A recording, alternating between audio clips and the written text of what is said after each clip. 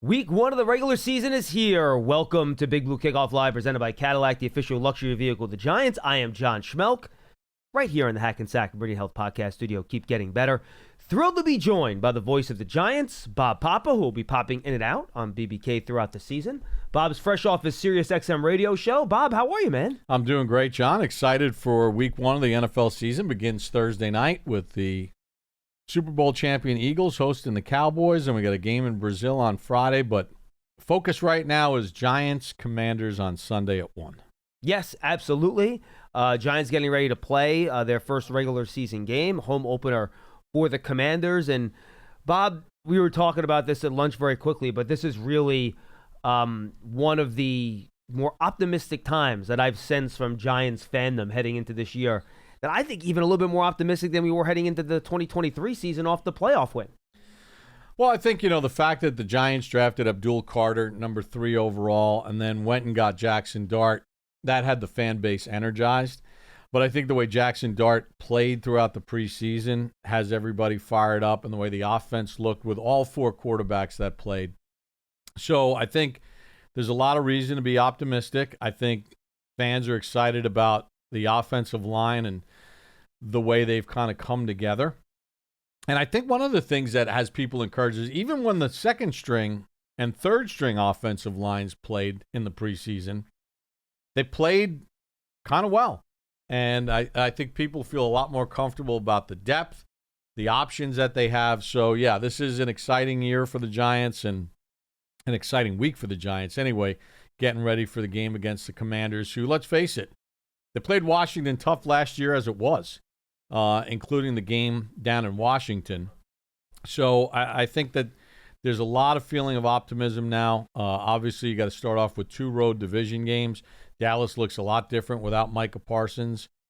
But can they get this season sort of stabilized going into that Philadelphia Eagles game? Can they get 2 wins out of these first 5 games going into that Philly game? Yep, absolutely. We are taking your calls, by the way, at 201-939-4513, 201-939-4513. If you are fans that are on Twitter and are following along as all the beat reporters tweet out about the Giants' unofficial depth chart, the Giants just sent out the weekly release for the game. And it should be important to note that this is an unofficial depth chart. So, but what the beats are all tweeting about is that Jackson Dart is listed as the backup quarterback behind Russell Wilson. That's something that was also there over the course of the summer. So I don't know, Bob. I'm not going to take this that seriously. I'll know who the backup quarterback is once we look at the depth chart on Sunday. If one of the quarterbacks is the emergency third quarterback and the other one is actually active, that's when I'm going to know what they're going to do here. I'm not going to go off some unofficial depth chart that got sent out in a release on a Tuesday. No, but I think it does speak to what Jackson Dart was able to do in the preseason as far as kind of progress and show growth. And I think it's kind of cool with what he's been able to do. Sure. But, yeah, they may, depending on health throughout the course of this week, they could go into the game with the 3 quarterbacks or 1 designated as the emergency quarterback. So, look, he's listed as the backup. You kind of hope that you don't see Jackson Dart as the backup playing. I think you want to kind of get through this season as deep as you can get into this season with Russell Wilson as your starting quarterback. Yeah, which is why, I don't know, part of me still believes that if, again, I'm knocking on wood here, if something happens and you have to slide a quarterback in there for a couple plays in the second quarter of week 1, I just feel like that's going to be Jameis and it's not going to be Dart. I have no idea. And again, the unofficial depth chart says what it says, but we'll have to wait and see what it looks like on game day. Well, remember something too, John. One of the things that Brian Dable told us during our TV production meetings was he wanted to make things uncomfortable for his coaching staff and for his players in the preseason. And he told us, he goes, I'm going to do some things in these preseason games that I'm not telling anybody. I'm not telling you guys, but I'm telling you guys that these guys are going to have to be on their toes. And we saw Russell Wilson in the preseason game playing and then come out for 1 play, and Jackson Dart hurried in, got the playoff. He hit Theo Johnson on a catch and run, and boom, Russell Wilson was back in the game. So I think they've prepared for a lot of different eventualities and to kind of get reps through so there's no helter-skelter if something like that happens. The other thing to keep an eye on this week is obviously the health of Andrew Thomas, Bob. He's coming off of that very serious foot injury of last year. Hasn't practiced in full over the summer quite yet. We were not able to watch practice last week. It was close to the media because training camp was over. So I don't know what was happening at some of those practices last week that we weren't allowed to watch. But Wednesday will be a very telling day when we get his practice designation, and then obviously when we get the injury report on Friday. Love to have him on the field, but they brought James Hudson in for a reason, and I know Brian Dable and Joe Shane both have a lot of confidence in him if he has to go at left tackle. Yeah, I mean, if you just read between the lines of when Andrew Thomas spoke with the media last week, there was uncertainty, right? So every fan that's watching this should have the same kind of uncertainty because he wasn't like convincing, like, yeah, I'm going to be good to go. I'm good to go. You know, it was about managing it and all those other things. And you and I, and we saw him moving around on the side like his first days back on the field. And you'd say to yourself, okay, he looks like he could be a little bit of ways away. But I think, unlike in years past, where it was legitimately a crapshoot, where are we putting Josh Azuto out there? Is Evan Neal going to move to the left side? Are they going to move Illuminor and put someone on the right side? Or are they signing Justin Pugh at like 35 years old, who hasn't played in a year, off the couch? Yeah, or Tyree Phillips, players like that. I think now what you have, and I think this is a reason why there's a comfort level, is these guys have all gotten a lot of reps throughout training camp as a unit with Hudson as the starting left tackle, with Runyon, John Michael Schmitz, Van Roten, and Jermaine Illuminor. They've got a lot of reps. We saw them do a lot of one-on-ones against their own defense, against the Jets. They played a lot of snaps. Marcus Bowe, I mean, you can say it's preseason, but if you're standing on the practice field and you're standing next to Sean O'Hara and you're watching this stuff, or you're standing next to Howard Cross and you're watching this stuff, and they're kind of wowing about what Marcus Bowe is doing out there, you feel pretty confident that if you had to put him in the game, it's not going to be a jailbreak. Now, I'm not saying that it's not going to be rough and there won't be issues along the way, but everything just feels much more stabilized. Everything feels much more secure. Now, we're going to find out on Sunday when Frankie Luvu is coming off the edge and Washington is bringing pressure packages, because I think they blitzed on 31% of their snaps last year. So we'll see how they do. But I think for the most part, fans feel a little bit more comfortable in the fact that things seem to be settled on the offensive line that ties into quarterback decision-making. Yeah, and then finally we should touch on the defense here, Bob. I just think there's a lot of optimism about what this defense can be. All of the stars and leaders on this defense, Dexter Lawrence and Brian Burns specifically, have made the point a number of times this offseason that, look, you could look at the names on paper, you could look at the additions, you could look at the draft picks, the veteran free agents, and yeah, does it look good? Sure. But until this group goes out there on the field and proves it, it really doesn't mean much, and they have a really, really tough challenge in week one in Jaden Daniels, who's obviously a dual-weapon quarterback, run, throw. He has some weapons to throw the ball to, with Terry McLaurin signing his extension, Deebo Samuel now there, Zach Ertz, the veteran tight end. This defense is going to be tested on the road in week one of this year. Yeah, I mean, I think they're going to be tested in a different kind of way, right? Because this isn't Brian Robinson lining it up and running it down their throat as he did last year. This is, Austin Eckler and their compilation of backs tied in with Jaden Daniels, sprinkle in a little Deebo Samuel if they run him, because he has a run threat to his game as he's had over the course of his career. So it's not a traditional, can you stop the run? But there were too many times last year, John, where, teams were in 3rd and 6 and they just ran. They ran power right at the Giants and got first downs. Now, I thought last year they really missed A'Shawn Robinson, who had left and wound up signing with Carolina. The Giants didn't keep him. I don't think they ever filled that void. But now you bring in Roy Robertson Harris. You bring in Chauncey Golston, who are proven guys who are solid against the run, to provide depth up front with Dexter Lawrence. And DJ Davidson had a really good training camp and a really good preseason. And then you drafted Darius Alexander, who you can use in specific roles at this point until he gets better. It looks much more fortified, but until we get to Sunday and see how they're going to stop it, it remains a question mark. It does. 201-939-4513. Run or walk with Giants legends. The Giants Foundation will host a 5K racing kids run presented by Quest on Sunday, October 26th at 9 a.m. at MetLife Stadium. Net proceeds will benefit the Giants Foundation. All participants will receive a commemorative t-shirt. And after the race, stay for a post-race festival with appearances by Giants legends and a live DJ. Register now at giants.com/5K. The Giants Foundation is a 501c3 nonprofit corporation. I want to go back to this unofficial depth chart. Yeah, please. Because it's interesting. I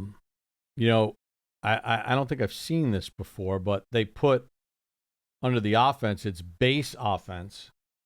And if you look at the defense, instead of just defense, it's base defense. So at one of the starting corners, they have Cordell Flott / Deonte Banks. And I really think that based on game style or whatever, one may start over the other. Follow what I'm saying? Mm-hmm. Like if Washington lines up and they're show and run, or their personnel package that comes in looks like a heavy run formation, I think you might see Deonte Banks start.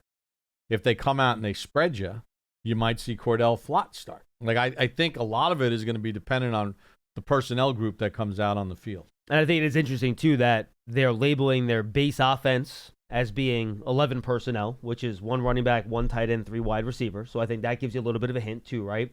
And the base defense is a nickel package with Drew Phillips as your nickel. You have your down lineman with Dexter Lawrence and Nacho inside, Thibodeau and Burns outside, Carter and Golston backing up with those 2 defensive end, outside linebacker edge spots. So I think it's interesting that they view those as their base packages. Though to your point, Washington is going to spread you out a lot, so nickel is going to be most teams' base packages now. Right. So is this a 3-4? Is this a 4-3? Is 4-2-5? Yeah, or it could be a 2. It could be a 2-5. Like when you think about it, right? I mean, is Kayvon Thibodeau really a defensive end? But he does do a really good job of setting the edge as far as run stopping is concerned, and he's athletic enough to be able to deal with a Jaden Daniels. It's going to be fascinating to see how Shane Bowen cooks up strategies for this game. But again, this is a base defense, a base offense, and we all know that the NFL over the last 30 years has evolved to such a point where, the 86-90 Giants, they played a lot of 3-4. Traditional 3-4, 2-gap nose tackle. That's how they played. Obviously, in Super Bowl 25, they went to a completely exotic look, daring Buffalo to run, which they didn't do for some reason, and they waited until the fourth quarter to do it. Good for Giants fans. But I think many teams in the National Football League are not a 3-4 or a 4-3. They're multiple defenses. Yeah, and I think that's what the Giants want to do this year for sure. And I do think those 2 veteran additions in the secondary, Bob, I think with the drafting of Abdul Carter, they've been overlooked just a little bit by people. It's really, I think, going to open up the litany of options that Shane Bowen's going to have on the back end here. You don't have the really young secondary you had last year. You could do a lot of disguising, post-snap stuff. You could play more man because you have Paulson and Debo on one side. He's going to have the opportunity to do more things than he did last year because of the improved talent on that side of the ball. Yeah, I don't think there's any question about it, John. But again, it kind of comes down to old school basic football. And you see it with the teams that win the Super Bowl every year, the teams that go deep into the playoffs. Can you stop the run? Yep. Can you run the ball? I mean, no matter how much the game has changed, schematic-wise, it's become more of a passing league. You still have to be able to win at the point of attack. And for me, the 2 biggest question marks for the Giants coming into this season, it's not the quarterback. It's not what does Russell Wilson have left in the tank. Who's going to step up at wide receiver? Can Tyrone Tracy take his game to a next level? Is Banks improved? Flott, whatever.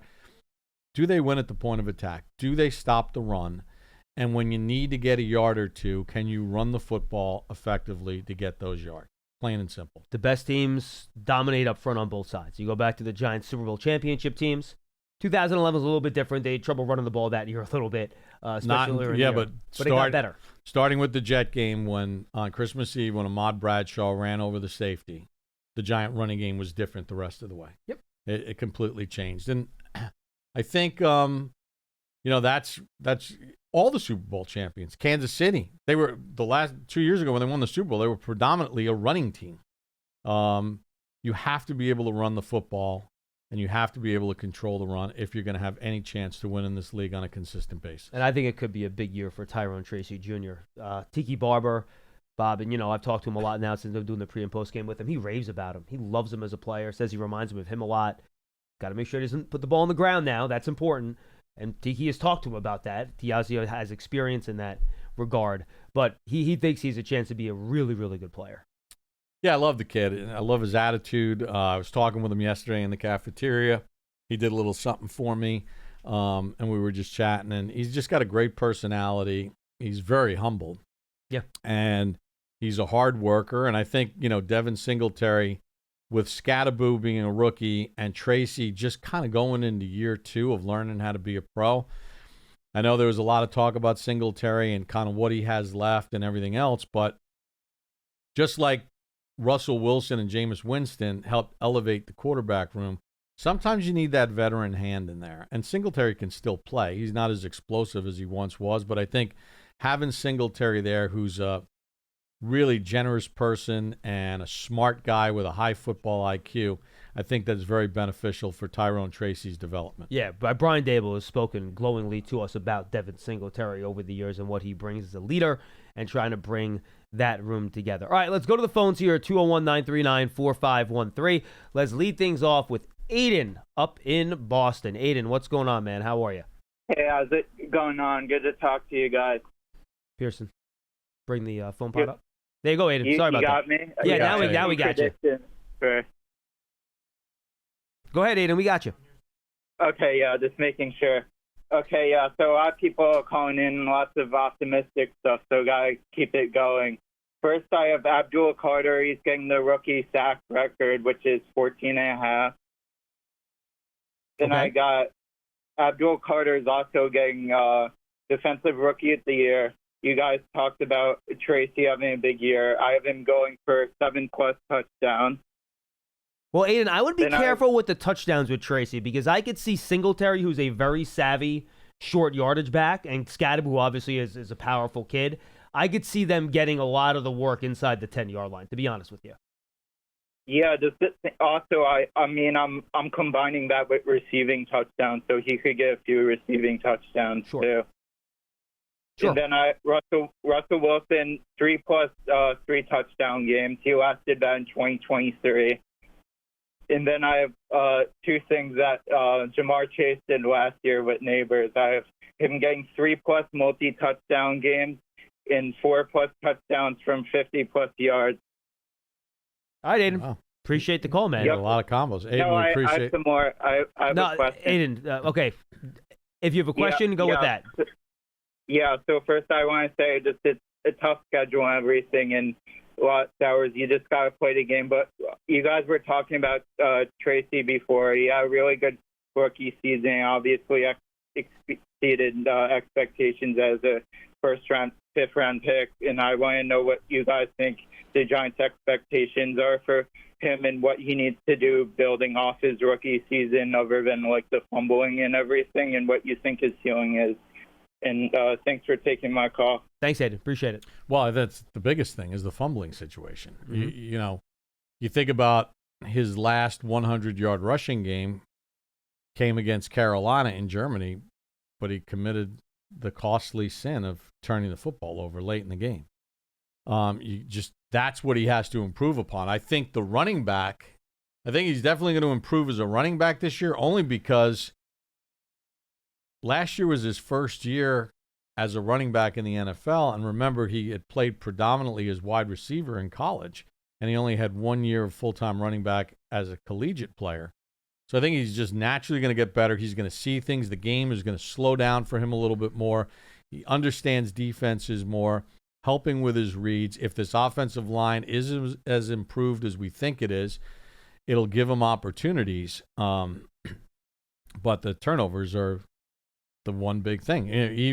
Even Devin Singletary, if you remember the season opener or the road opener last year in Washington, the Giants had momentum, and early in the third quarter, they're moving the ball down the field. Daniel Jones is carving them up. The Giants are running the ball, throwing the ball. They're in phenomenal position. And then in plus territory, Devin Singletary fumbled the ball away, which changed momentum of that game and gave Washington life. So I think it's a scenario here where protecting the football is the thing he's got to improve upon the most. 201-939-4513. We're also taking your questions and comments on YouTube, Bob. We have one coming in from Atomic Age Gamer. Wants to know if the Giants may draw up some special packages for Jackson Dart's skill set, maybe some RPOs for a change of pace. I don't think this is going to be like a Taysom Hill situation. That's not my feel for how this is going to go. I don't know. John, I would hesitate to be so definitive on that. I think Brian Daboll this year, his comfort level of what they're doing offensively, his comfort level with the quarterback, his growing comfort level with Jackson Dart, I wouldn't be shocked. I think, look, it's year 4 of his program. The team was really bad at scoring last year. They were bad in the red zone. They were bad at scoring. They were bad on third downs. Offensively, they were extremely challenged. I think it's empty in the saddlebag this year. Fair. I am not ruling that out because he is a good athlete. He can come in and give you a couple of snaps in packages to do something about keeping the defense off balance, right? And especially in games in which they're maybe fighting a little bit above their weight class against some of the higher echelon teams, why not throw some stuff against the wall? I think it's not out of the question. I don't think it's a staple of the offense, but I wouldn't be shocked because I think the head coach trusts this rookie quarterback a lot. Let's go to Jason in New Haven. He's up next on Big Blue Kickoff Live. Hey, Jason. John and Bob, how you guys doing? We're good. We're good. So my I guess question to you two would be, I've been hearing a lot, not necessarily, your podcast or Giants.com or anything like that, but just the national outlook on our offense, right? And I know, John, you heard me last week talk about Russell. But, Bob, my thing is just nationally you'll hear, well, Russell isn't 2015 Russell. He isn't a top 5 quarterback. Our receivers are meh. Our O-line is we don't really have a good running backs. And I guess my comeback to that would be, I think everybody nowadays with this whole offense thinks your offense can't function unless you have 3 elite receivers, an elite quarterback, an elite O-line, an elite running back, an elite tight end. When in my opinion, when I played ball in college and even watching it throughout the years since I was a kid, to me, all you really need is competent QB play and a solid scheme. And I think we have that. I think Russ is still a competent quarterback. He's an upgrade over what we've had the last few years, in my opinion. Malik is Malik. He'll do his thing. Slayton, to me, is still underrated in Giants land. I think Tracy is an above-average running back, and I like our tight end room. So I don't think it's too far-fetched for me to say I personally expect us to put some points on Washington. I think this is my opinion. Of course, the game has to be played. I think they're severely overrated. I think our roster is very improved, and if our roster is improved with our quarterback play, we're the underdogs on Sunday. But I wouldn't be shocked if we beat them. Could we lose? Of course we could lose. Any team could lose on week 1. Crazy things happen. But to me, I don't think it's a big shock if we beat those guys. So let me hear what you guys think about that, and I'll take the call off there. Jason, real quick before you say goodbye. Can I play devil's advocate to you for 1 second? And by the way, I think the offense is going to be improved. What personnel changes an offense, if you look at the Giants' starting offense this year compared to last year, what personnel changes have been made on the offensive side of the ball for the Giants? To me, the number one thing, and like I said, this is just my opinion, to me, the number one big upgrade is that quarterback. Well, no, but Jason, you're saying that is the only change. Well, left tackle. I mean, you have you got a legitimate guy that you can put in there now at left tackle, and a veteran guy with a bunch of starts under his belt. that you know that it's not going to be a jailbreak on every snap. I agree. The point I was trying to make, and I think you're 100% right about that, is that I think the reason the national media looks at it that way is that they see pretty much the same guys on the field. The national media, generally speaking, does not believe in Russell Wilson based on what's happened the last 3 years. I think what people have seen here in the building this year, we think differently. And last year, the Giants averaged 16 points a game. And I think, Bob, we both agree. If you're going to be a good competitive team, and Jason, thanks a lot for the call. I appreciate it. Yeah, and I got some other comments about what Jason had to say. But go finish your point. You have to be up around 21 points per game. If you want to be a team that's competing in this league offensively, you have to be around 3 touchdowns a game, however you get there. Correct. And that's where the Giants need to get this year in order to try to have a better record. That gives you a chance to win games. Yeah. That's the magic number. I think 22 is now the magic number, that if you can score average 22 points a game, you have a chance to win most of your games. The Russell Wilson narrative is interesting because he is not the same player he was in 2015. We all know that. Mm-hmm. I think sometimes we saw over the last couple of years him playing the game as if it was still 2015. His escapability is not what it once was, okay? However, let's not forget, and this is to Jason's point, just 2 years ago, now he and Sean Payton butted heads, okay? And I think that Joe Shane has told us, Russell Wilson came to the Giants eyes wide open. He knew that there was a chance they were going to draft a quarterback. He knows his reputation has taken a ding over the last 5 years. From his last couple of years in Seattle, his time in Denver with Hackett as his head coach, and then Sean Payton, a Super Bowl winning, strong-willed guy, comes in. They butted heads. We all remember that sideline altercation between the two of them. But let's not forget, in 2023, Russell Wilson had 26 touchdowns and 8 interceptions. When's the last time a Giants quarterback put up that stat line? Prime Eli Manning. Yeah, I mean, Daniel Jones, 24-12 his rookie season. That to have that kind of ratio. So to Jason's point, I think you're right. I think people are sleeping a little bit on Russell Wilson because he understands where he is now. And look, I'm not saying that Russell Wilson is going to be the Russell Wilson of 2017 with 34 touchdowns and 11 interceptions. But I think he's looking at this as his last chance, right?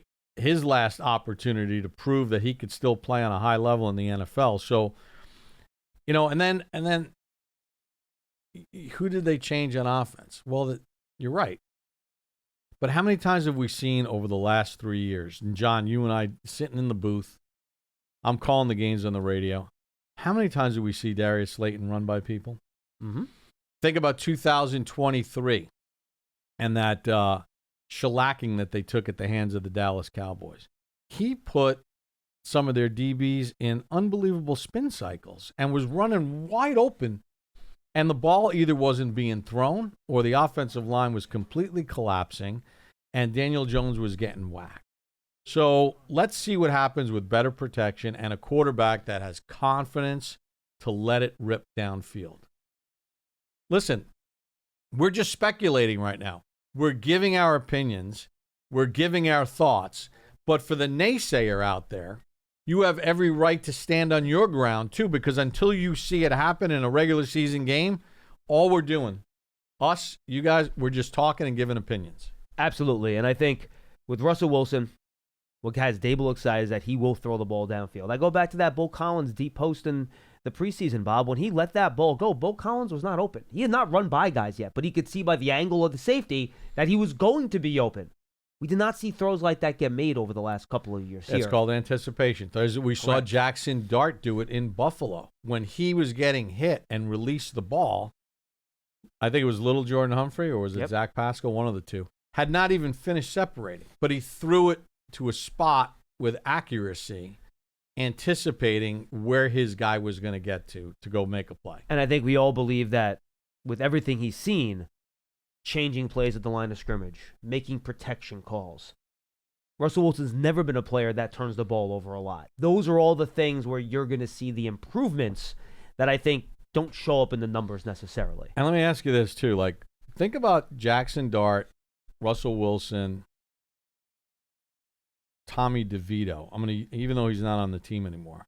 But if you think about, and even Jameis Winston, if you think about either the preseason games or those 2 days of practice against the Jets in 11-on-11, especially in the high red zone, the seam routes were on the money. Where the Jet players had, and in the games, the Patriot game, in the Buffalo game, these seam routes are being thrown where the guy is releasing into that hole, and the ball is on him as he's turning his head. We have not seen that in the past. And when you talk about explosives, everybody thinks explosives are just the Russell Wilson moonball. Right. But it's the timing of the throw. It's Wan'Dale Robinson on a shallow cross or a whip route. If the ball's placed in the right spot, maybe he turns that into a gain of 12. How many times did Robinson have to fall down after he caught a pass last year because it was a low ball? Sorry for interrupting, but it was crazy. Not just him. Yeah. A lot of guys. So my point is that they can get explosive plays more than just bombs away down the field. You can get explosive plays on mid-range passes that then become explosive plays, a la Eli Manning to Odell Beckham Jr. against the Ravens on a slant, turned into a 60-yard touchdown. The ball traveled about 5 yards in the air. Theo Johnson said it on his feature with Sean O'Hara. When he turns to look for the ball, he never sees Russell Wilson actually throwing it. The ball's already in the air on its way because he's throwing it on time with anticipation, and that allows receivers to run after catch, which is important. We'll find out on Sunday how it all unfolds. Absolutely. 201-939-4513. Dave in Cranford is up next. Hi, Dave. Hey, John. Hey, Bob. It's great to talk to you guys. I just want to say thanks, man. I haven't been able to call in, been recovering, but I am an avid consumer of Giants.com and all the stuff you guys put out there. Thanks, Dave. I also follow some of our other NFC East folks to see what they got going on, and you guys are so far superior in your coverage, it's not even close. So just thank you for that. I appreciate that, Dave. Thank you. I wanted to mention just something Bob had talked about, both of you actually did. But I think part of the reason, one is, when you hear about Russell Wilson and how he's going to do this year, he's compared, it always starts with, we all do it. It always starts with, well, he's not the player he was. Well, his career up until now has been pretty much like a Hall of Fame career. It is a Hall of Fame career. He will go to the Hall of Fame. Yep. Yeah, and you look at other players, like the one that comes to mind that we're familiar with is Kurt Warner. He wasn't the same player at the end of his career. His arm strength was not what it used to be. He didn't put up the same numbers, but he was still a radically effective quarterback the last couple of years of his career. So, and Alex Smith had a better second half of his career, even after injury, than he did in his first half of his career. There's just different examples of guys that, and I think for the Giants to have success this year, it's not a matter of the old Russell Wilson. It's a matter of getting competent and getting to that 21, number. So that's one thing. But I think the other one that's misplaced is the year two starters that we're going to see in some very critical situations. And you can really look at 5 of them. You look at your starting running back year 2, your starting tight end year 2, your starting number 1 receiver year 2, your starting safety year 2. Your starting nickel corner, which is a critical role in this defense and really in any defense today, year 2. So the idea that you're going to get those guys at a much, much more competent level. That's a good point. How about your starting safety reasonable. year 2? Yeah. Yeah, I mean, you really have a lot of guys. And then you have guys coming back from injury. And then second year, I do think that the one negative about Daboll's offense is that it is, a mouthful, and it is a lot. And so year 2 for the offensive line, year 2 just for those guys to be in the offense, I think that's a big advantage. I'll leave you with this one question. Love to get your guys' thought on it. When they got Jackson Dart, my first thought was, okay, let's just sit the guy as long as we can, and then let him go, and we'll get him in maybe for next year or the end of this year or whatever.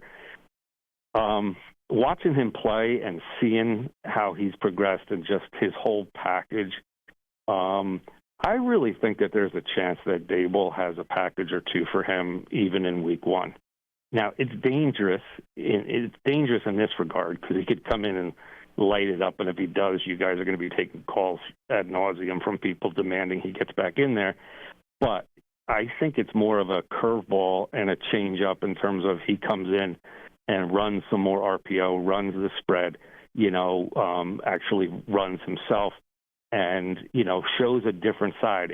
It both gives Washington something to have to respond to in week one, but it also gives other teams something to have to prepare for going forward. So I actually think he's more of a weapon that Dable might think about using than it is, just in his development. So I'd love to get you guys' thoughts on that. And thanks, again, thanks for all your work, and you guys have a great week and great game. Appreciate it. Yeah, I mean, we took that question from YouTube. Yeah. One of the viewers on YouTube earlier in the show. You didn't think so. I think they will have some packages in for him, only because I think Dable trusts him a lot. He's proven to be trustworthy, and I think he brings a different athleticism to the position. I don't know if they have any plans to do it, but who knows? I think anything goes this year, quite honestly. Look, Bob, they need to win more games. The last 2 years they did not win a lot of football games. And you're right. You got to do everything you can with this schedule. The margins in the NFL are extraordinarily thin. If you can do anything to shift that just a little bit, 1 or 2 more first downs in a game, that can be the difference between winning or losing. Absolutely. Absolutely. And I think that's one of the things that they're looking at. And I think that although they haven't added any skill position pieces outside of drafting Scadaboo as a third running back, and as I mentioned, adding Hudson to give your offensive line some stability, but it's not like they brought in any other wide receivers or anything like that. I think they're confident. Because remember, when you do get protection and you have balance as a team and you're playing good defense, I'll take you back to 2022. When they took Isaiah Hodgins off the street, the guy had 100 yards receiving in the playoff game. And the guy was like this phenom all of a sudden because of what?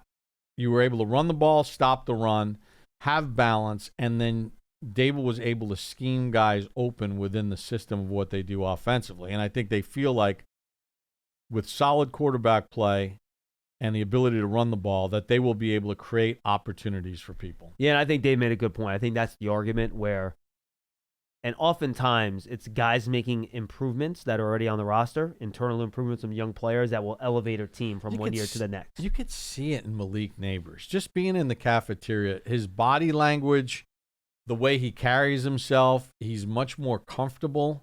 Looks like he's gotten a little bit bigger and a little bit stronger. Acts like a pro.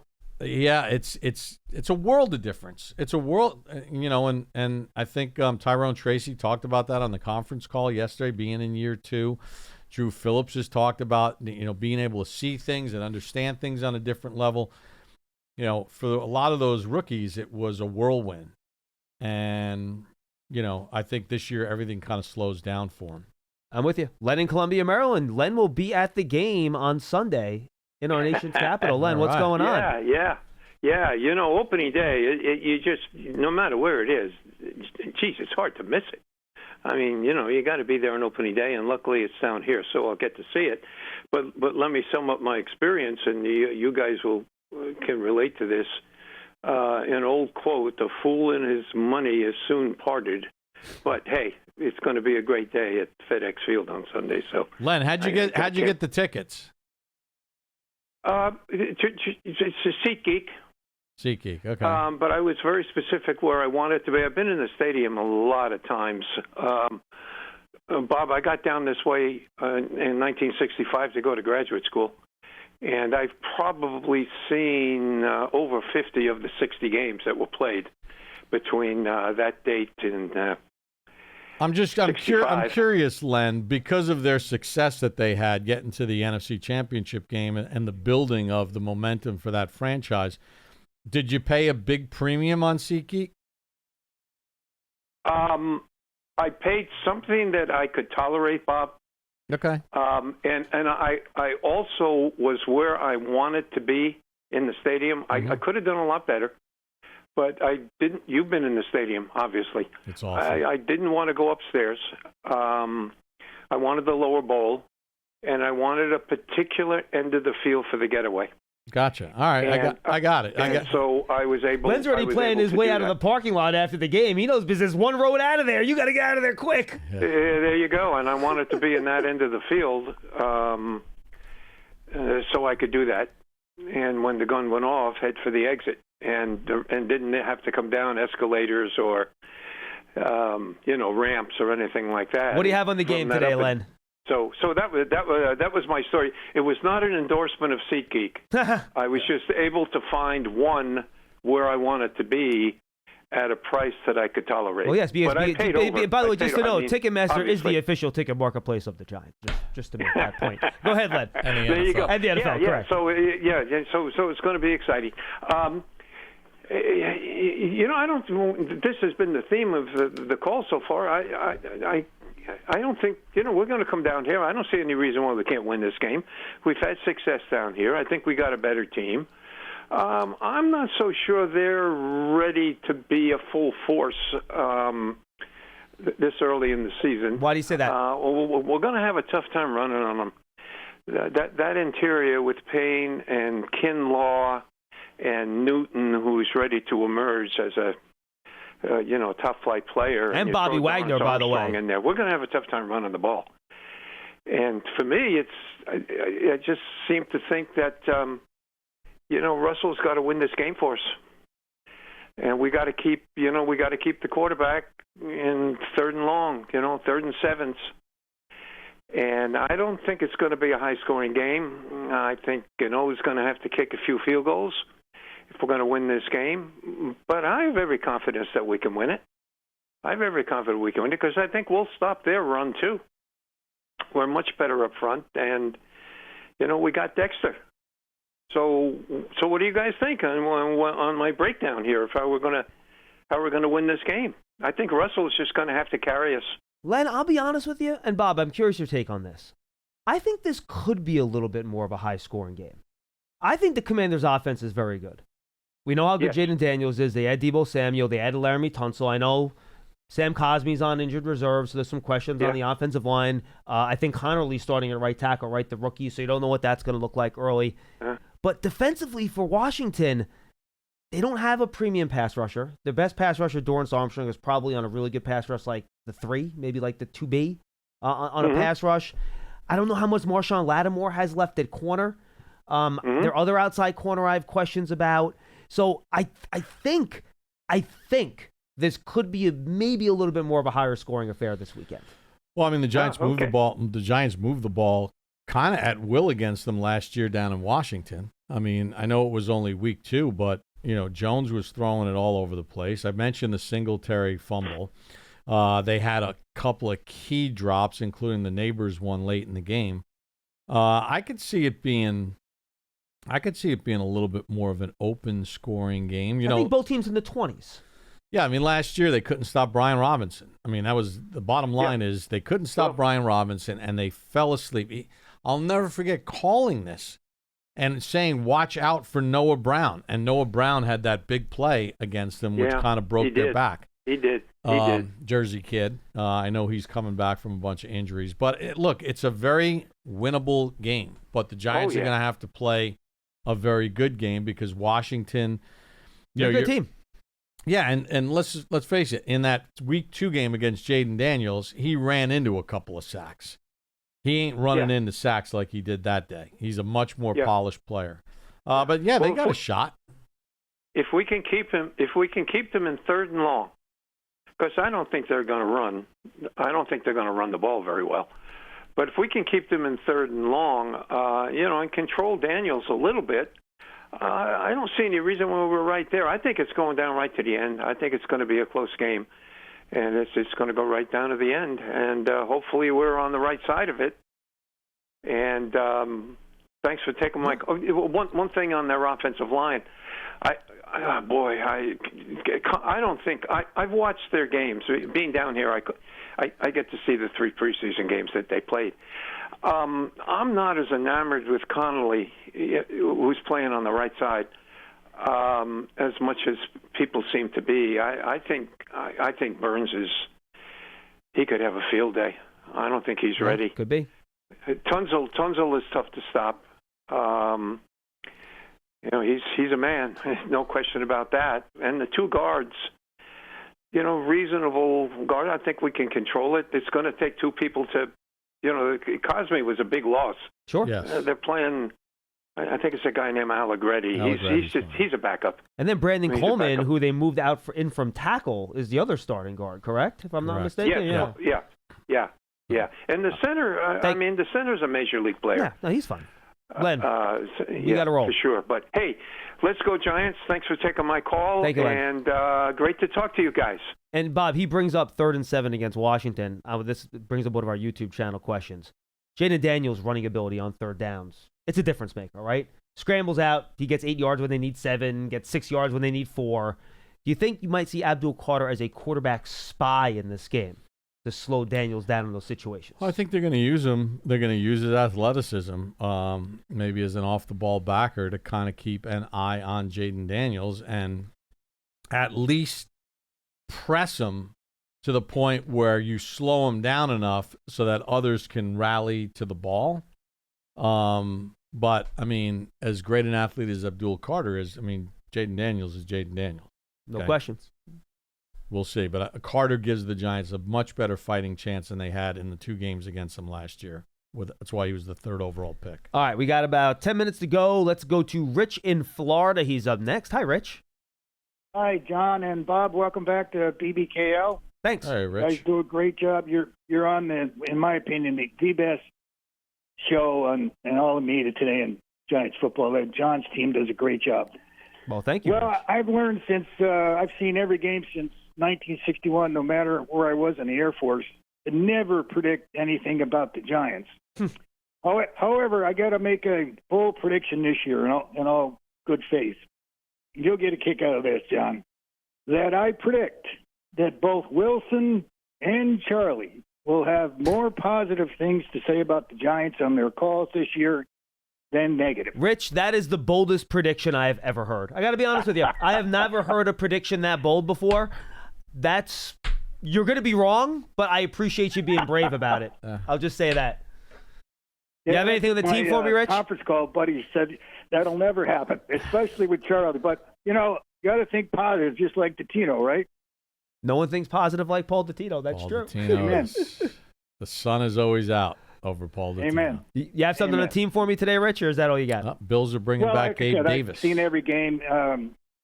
Cautiously optimistic. All your points were very good. We're just cautiously optimistic. I think, if the preseason is any indication, and you never know, like I said, I've seen every game, they're going to be more competitive this year. The talent level, especially at quarterback. My concern is always the offensive line, and then still don't have a real number 2 wideout. And I'm putting my cards on the table about Hyatt. This is it, make or break. Well, Slayton's your number 2 wide receiver. Appreciate the call. Again, John, I can go back numerous years, and I could find you a whole bunch of tape of Darius Slayton running down the field wide open and just shoulder slumping as he went back to the sideline because he had his man beat, and either the ball wasn't thrown to him or the quarterback was running literally for his dear life. So I think Slayton's going to get a chance this year to make some explosive plays. I believe that. We'll see. On the surface this year, Bob, the Giants, with the schedule the way it's set up against some very tough teams. I'm glad you brought that up. But again, you don't know what these teams are going to look like when the Giants play them. I think that's important to note. You're going to have to win close games. You're going to have to control your own mistakes. You're facing Patrick Mahomes in week 3. Yeah, can you beat the Chiefs at home? Sure. Can you beat the Chiefs at home if you turn the ball over twice? No, you probably can't. So you got to play clean football. I'd rather play the Chiefs early in the season than late in the season. Absolutely. You got to play clean football. You're going to have to win some close games. He mentioned, I think it was Len that mentioned Godot hitting some big kicks late in games. That's going to happen this year if you're going to win some of these games. So it's these little things on the margins that are going to make the difference in trying to win some of these tough matchups. All right, I got an appeal out there for Graham Goodell. Yes. Opening night 2023. Block field goal, trying to chase the guy, returning for a touchdown, injures his knee, hobbled through half the season, went on IR. Last year, opening kickoff in Washington, Eckler returns it for a touchdown, pulls his hamstring, didn't have him for the rest of the game, and it was called back because it was a penalty on Washington. Please, at any point during the season, if a guy breaks one, just run to the sideline, please. And if the returner happens to be crossing your path, just stick a hand out and try to push him out of bounds. And if you don't, just please go to the bench. They need him. He's still a really good field goal kicker. Their margins will be small this year. They're not going to be blowing teams out. They're going to play a ton of close games, as you mentioned, John. They're going to be fighting up in their weight class at other times. You need Graham Gano for all 17 games. I'll keep it simple. Don't try to really tackle anybody. To your point, just push them out of bounds. Don't chase anybody. And don't run full speed. That was number 2. Just no running full speed and no tackling. And get out of bounds. Just get out of bounds. Oh, that was correct. the whole Marino thing. He'd throw those picks, and I think Shula said that he was gonna fine him or whatever if he dared to even try to tackle anybody. You're more valuable healthy than whatever value that attempted play you're going to try to make. I'm not equating Graham Gano to Dan Marino, but it's the same principle. All right, Joey in California will wrap us up today. Joey, what's going on, pal? Hi, guys. How's it going? We're great. Good. First of all, great job on the show. Love listening to you guys.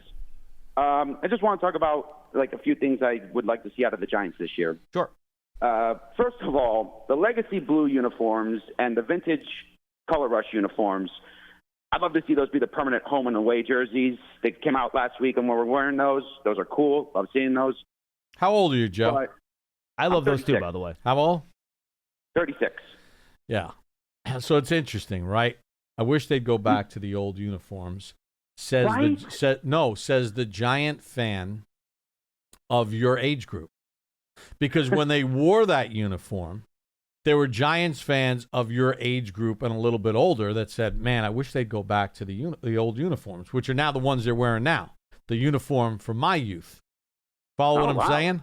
So it's like this catch-22. I think it's one of those things you got to kind of judge where your core fan base is in their evolution to which uniforms are considered the ones beloved, because there were like my dad, and who obviously he remembers the 50s team and the early 60s team, and I remember as a kid the 70s team. The uniform they wear now is what they wore, and that's what Mr. Mara remembers when he was growing up as well. Correct. But now the fans are getting old. Some of those younger fans are getting older. They identify with the 80s, 90s uniform. O.J. Anderson against the Bills, right? Yeah, all that stuff. I remember the 90s uniforms. About the away jerseys, they were cool at first when we had the gray pants, but now with the white pants and the red stripes and the red socks, it's like, oh, no, I'm looking like the Boston Red Sox here. I don't like seeing that. They have the blue helmets. They still have the blue helmets. They did wear white on white, I think, back in the 50s and early 60s at one point. And they also have 2 Super Bowls wearing those white jerseys as well. Yeah, that's true. But anyway, getting back to something else I'd like to see this year. I don't know if it's because, the last few seasons it's been really pessimistic for us Giants fans, but, the lack of touchdowns on offense was a big problem last year. I hope to see at least, on average, 2 to 3 touchdowns a game. Last 2 years. I know Joey. that. What? I said last 2 years that was a problem. Yeah, so I'm hoping this year we can at least increase the touchdowns, and I don't think 2 to 3 is a bad expectation. I don't want to say 5 touchdowns a game, but I hope 2 to 3 per game would be reasonable. And the last thing I want to touch on, look, I get this kid Jackson Dart, and I hate saying kid. I can't believe I'm older than this guy. But I get the hype around him, and he looks good. But me personally, I think we should treat him like Aaron Rodgers was treated by the Packers, like Carson Palmer was treated by the Bengals. No need to rush him. Wait until we see if the offensive line is better first, then put him in. I don't really think there's a rush for this kid. Am I crazy? All right, Joey, appreciate the call. Yeah, I mean, he's not sitting the whole season. He's going to play some this year. It's just, in a perfect world, you're having a really good season, and you're in a game in which maybe you win a laugher, or God forbid, you're on the short end of a really bad score, and you get him in there, you get him to play a little bit, but he's going to play at some point this year. That's just the way. John Kitten is sitting for Carson Palmer for an entire year. Ain't happening. You can't use Rodgers as an example, because Rodgers was sitting behind a first ballot Hall of Famer in Brett Favre. I'll use the Kitten Palmer thing. Just, it doesn't happen anymore. I mean, Mahomes sat for 16 or 15 games, and then he started the last game for Alex Smith. They were on their way to the playoffs. It was a game that didn't mean anything. I think if you look at the Giants team this year, you got to think at some point Jackson Dart's playing. You hope it's not until much later. Correct. And I think that's the goal. They want to bring him along slowly, and you hope Russell Wilson plays well enough, the offense is good enough, the team wins enough games where that's not going to be an issue. All right, Bob, just give me your final thoughts here as we head into the season. Final thoughts are, I can't wait. I'm excited for Sunday. I'm excited for the season. If I hear one more person tell me about the schedule, I'm going to throw up, because on average 4 of the teams that made the playoffs from the previous year do not make the playoffs. The strength of the schedule is based on last year. And once they kick the ball off on Thursday night to start this season, everything changes. Everything changes. There's going to be injuries. You're going to play teams that, again, I use the Peyton Manning example of 2011. Everybody looked at their schedule in 2011 and said, oh, my God, we got to go to Indianapolis to play the Colts. And then Peyton Manning missed the whole year. And suddenly people couldn't wait to get to Indianapolis to play the Colts. So it's a week-by-week proposition. Look, I'm hoping that they get, at least a split through the first 2 games, get off to a positive start. But I'm encouraged by what I see, but we're just talking right now. You got to do it on the field. What did Coach Coughlin say? Talk is cheap. Play the game. Play the game. And then one other question from Eric Holt. Your favorite game to call besides one of the 2 Super Bowls? 30 seconds. Whoa. I think the 2000 NFC divisional playoff game against Philadelphia, Ron Dixon returns the opening kickoff for a touchdown. 07 title game at Green Bay. 07 title game at Green, all the title games. Yeah. And then the Seahorn play. Those are really cool moments. My first game, even though the Giants got blown out 35-0 against the Cowboys, that's still a memorable game because I had my dad standing right next to me in the booth. Oh, that's great. Bob, good stuff, my friend. This was fun. It was fun. Bob Papa, John Schmeelk. That's Big Blue Kickoff Live presented by Cadillac, the official luxury vehicle of the Giants. From that Sacramento Health Podcast Studio, keep getting better. We'll see you next time.